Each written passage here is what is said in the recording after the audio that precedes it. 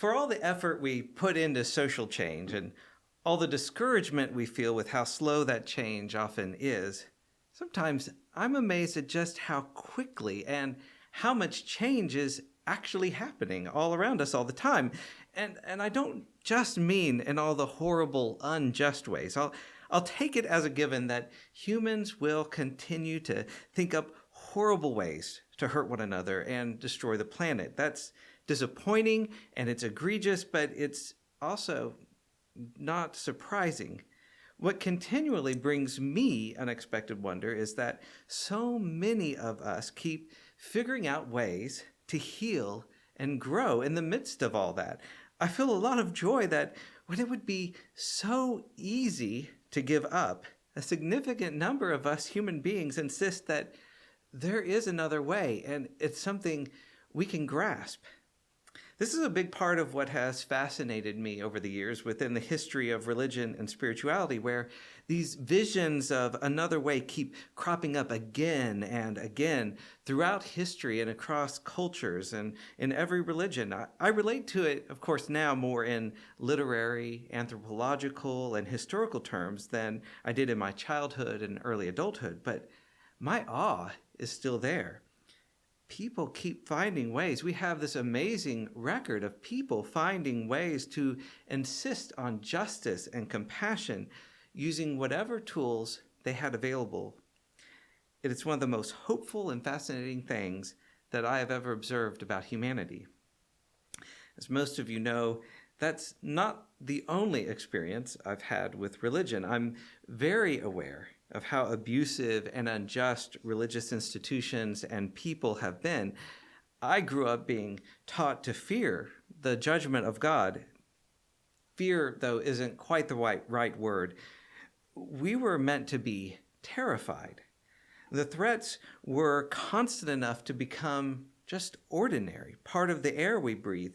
And if we dared to question it, we were assured that terror was simply how both God and humans kept things safe and under control. So you were safe only as long as you complied with their demands. There were hints of another way, echoes in ancient texts, unexpected kindnesses between friends and strangers, the stirring of some ineffable joy while sitting in the garden, the tugging of the heart to be moved more by compassion than by threat.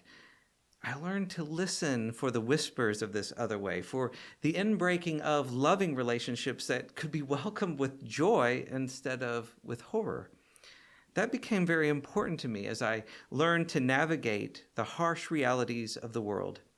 It was the possibility of a better, more kind, more just, more compassionate society that kept me from giving up. One of the most enduring images of this kind of shift is prominent in the traditional texts for the Advent season in the Christian tradition. The world is full of mountains and valleys, and we're called on to level it all so there can be equality, justice, mutuality. One example of this comes from the book of Baruch, probably written while the Jewish people were in exile in Babylon. This forms the book's perspective as a marginalized people struggling to find justice while living underneath imperial rule.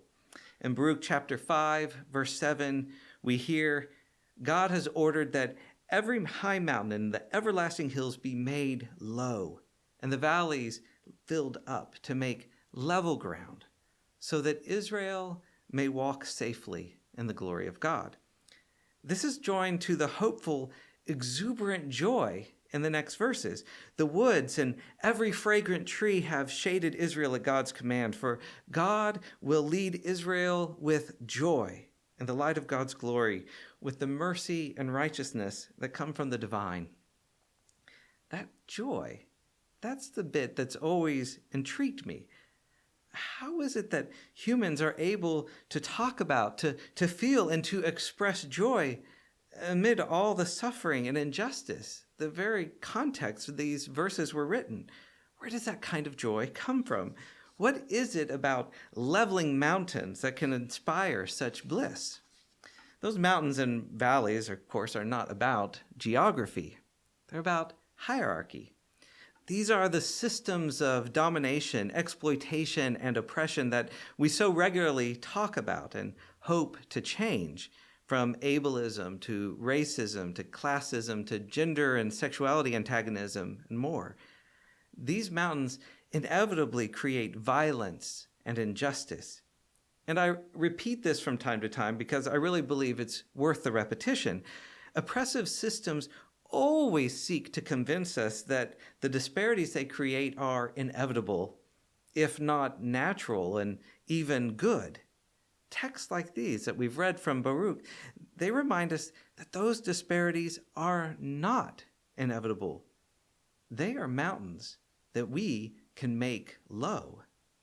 In a society that focuses on climbing ladders, crushing anyone who stands in the way, we're invited to form circles, joining everyone together on level ground.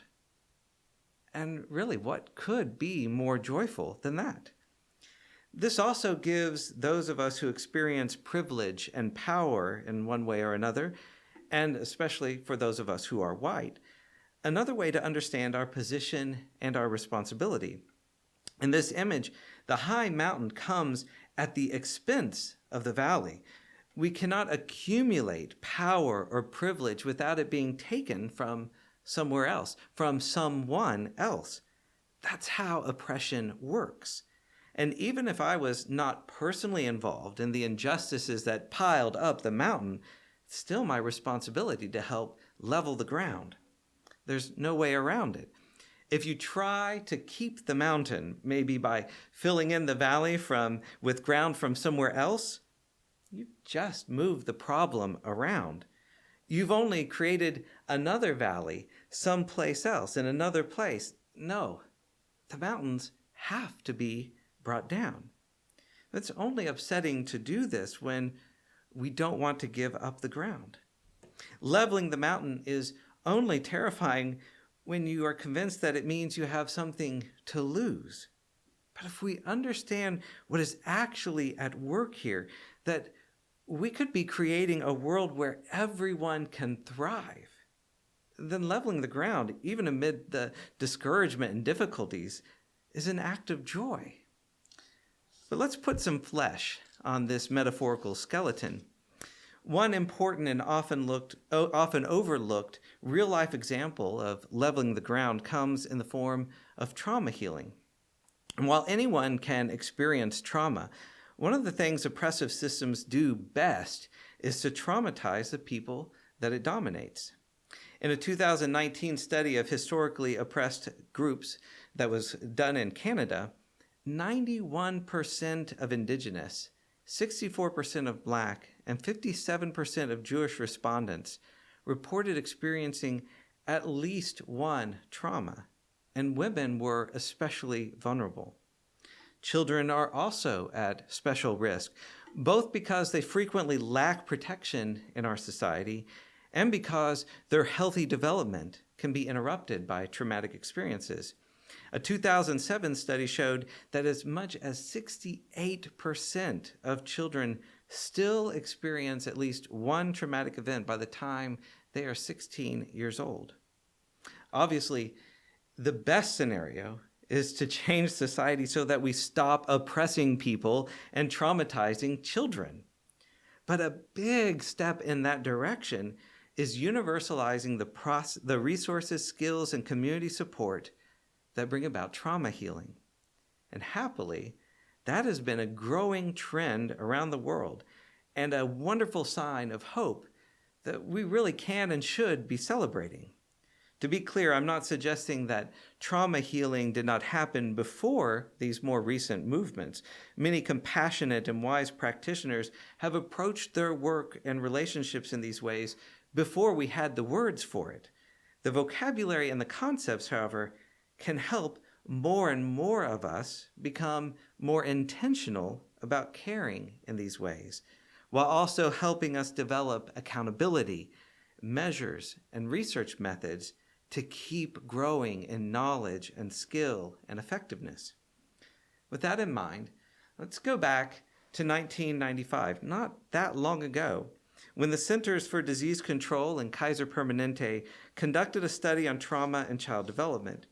It described various forms of physical and emotional abuse, neglect, and household dysfunction, and called them adverse childhood experiences, ACE, as you might have heard it called.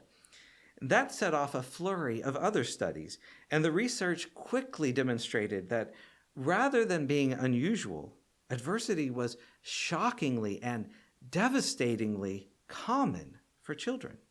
According to the Center on the Developing Child at Harvard University, quote, more than 2/3 of the population report experiencing one ACE, and nearly a quarter have experienced 3 or more.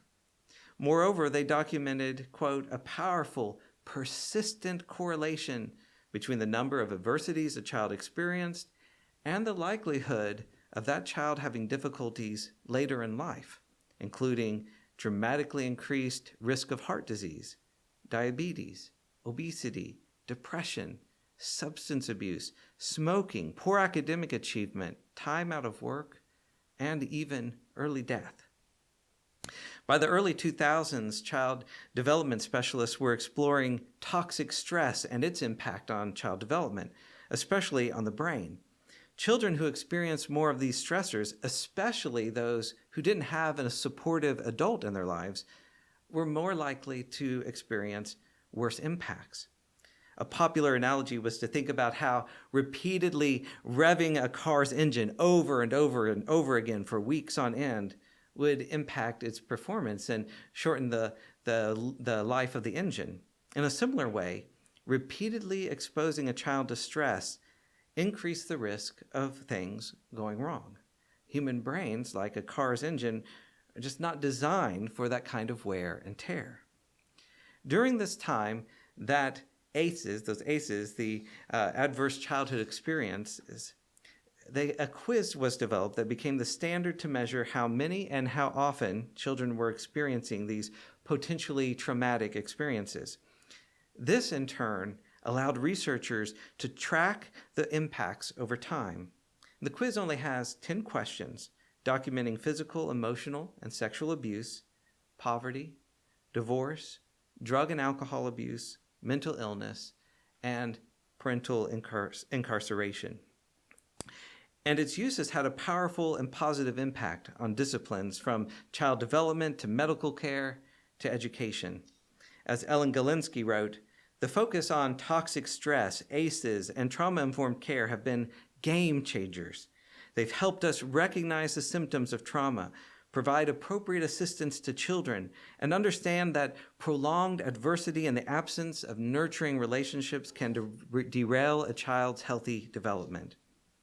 Again, I want to stress how quickly and thoroughly these changes have been. I was already an adult before the language of ACEs was even created, and it transformed the entire world. Today, if you've been anywhere near the disciplines of child development or social work or education or community development, you've undoubtedly heard that phrase, trauma-informed care, more than once. Probably, in some cases, more than you wanted to hear it even. That's how ubiquitous it's become.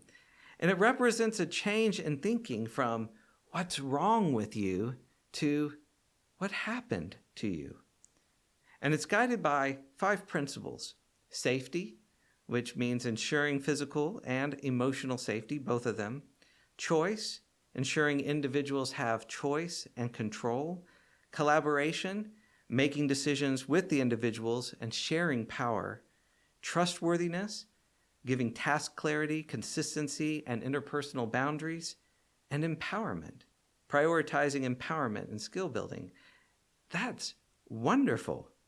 When I was growing up and trying to understand and heal from the trauma I had experienced, the only resources I had available was a shelf full of books mailed to us from the Billy Graham Evangelistic Association.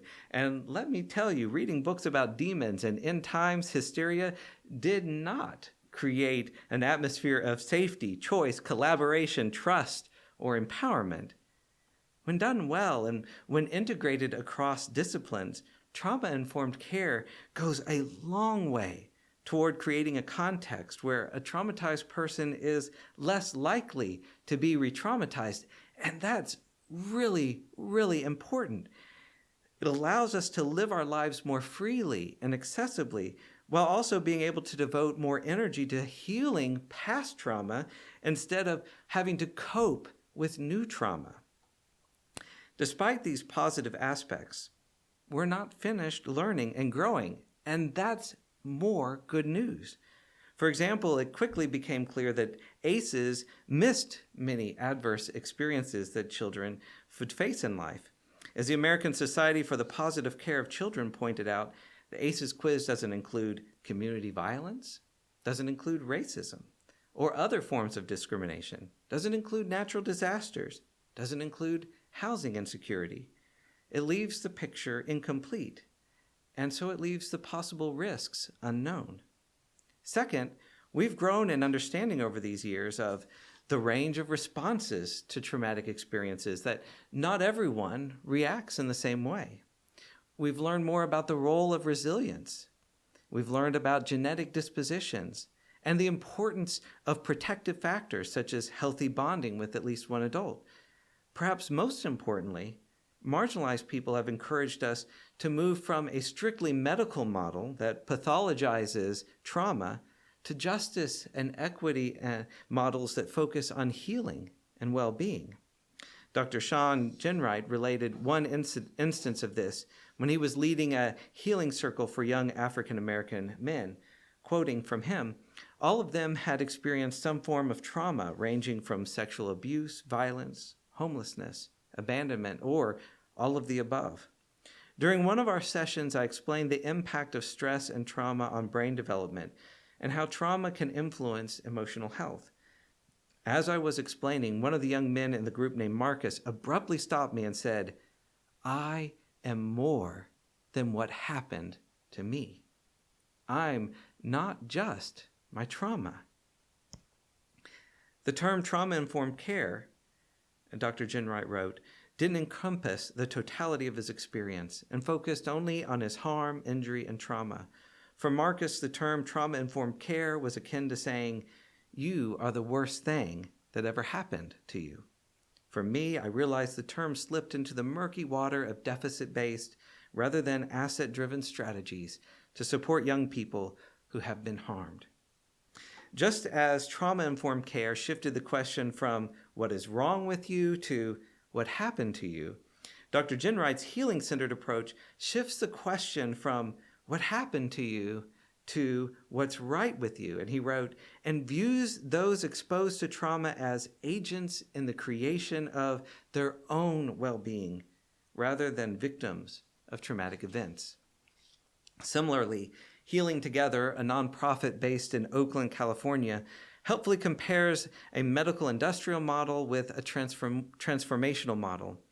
While the medical model focuses on pathologizing trauma, medicating symptoms, and individualizing both the trauma and its cure, the transformational model focuses on putting the trauma into a community context, addressing root causes, and providing collective processes to heal and transform.